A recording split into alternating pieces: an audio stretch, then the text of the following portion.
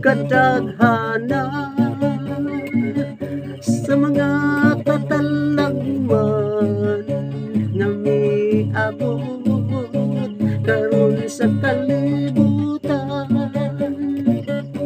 Panahon na maghinulsol kita sa kasalanan,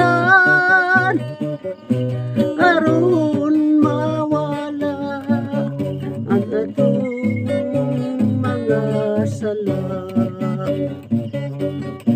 Bago bunta ang atong kinabuhi, duduol kita sa mga pari, manimbatag magumpisal og mga lawak, aron pasayloon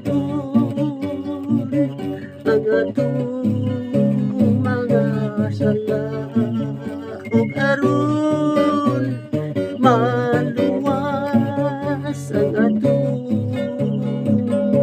kalag,